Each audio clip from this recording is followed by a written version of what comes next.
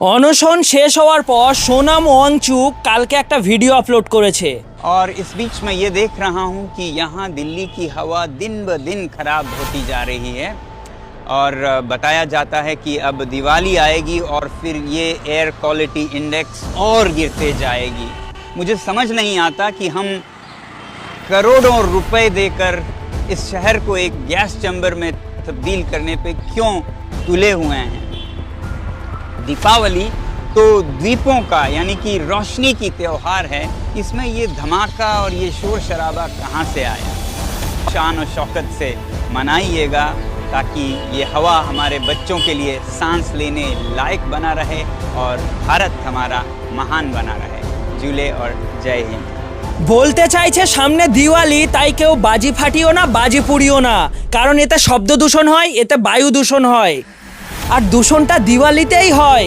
আমি একে সম্মান দিয়ে ভারতের রত্ন বলেছিলাম, কিন্তু এই মালটা কয়লার টুকরোও নয়, রত্ন তো দূরের কথা।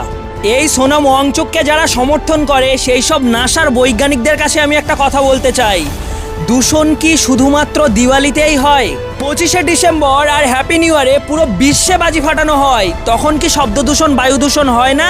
না, এদের মতে ভারতবর্ষের হিন্দুরা দিওয়ালিতে বাজি ফাটালেই দূষণ হয়ে যায়। এই যে কয়েকদিন আগে ফিফা ওয়ার্ল্ড কাপ হয়ে গেল, তখন কি বাজি ফাটানো হয়নি? তখন কি শব্দ দূষণ বায়ু দূষণ হয়নি? না, শুধুমাত্র হিন্দুরাই যদি কোনো উৎসবে বাজি ফাটায় তখন সেটা শব্দ দূষণ বায়ু দূষণ হয়ে যায়।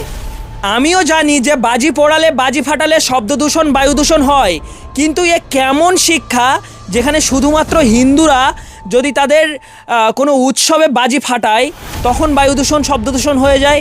ওয়ার্ল্ড কাপ জিতে বাজি ফাটালে বাজি পোড়ালে তখন বায়ু দূষণ হয় না। দিল্লিতে এত দূষণ হচ্ছে তার কারণ যানবাহন নয়, হিন্দুদের দিওয়ালিতে বাজি ফাটানো। আমি জানি না এই সোনাম ওয়াংচুকের ধর্ম কি, কিন্তু যখন দূষণ নিয়ে কথা হয়, যখন ছাত্র আন্দোলন নিয়ে কথা হয়, তখন কোনো ধর্ম থাকে না, তখন নিরপেক্ষ বিচার করতে হয়। যদি হিন্দুদের দিওয়ালিতে বাজি ফাটানো শব্দ দূষণ বায়ু দূষণ হয়, তাহলে হ্যাপি নিউ ইয়ারে কি শব্দ দূষণ বায়ু দূষণ হয় না? 25শে ডিসেম্বরে কি শব্দ দূষণ বায়ু দূষণ হয় না? বিভিন্ন ওয়ার্ল্ড কাপের আনন্দে বায়ু দূষণ শব্দ দূষণ হয় না, বাজি ফাটানো হয় না? মানে চুতিয়া শুধু হিন্দুদেরকেই টার্গেট করবে। ভিডিওটা দেখার পরে এই সোনাম ওয়াংচুককে নিয়ে রিসার্চ করে দেখলাম যে এই শিক্ষিত শুয়োরটা পুরোপুরি সনাতনী হিন্দু বিরোধী। মাতা সীতা আর রামচন্দ্রকে এ অনেকবার অপমান করেছে।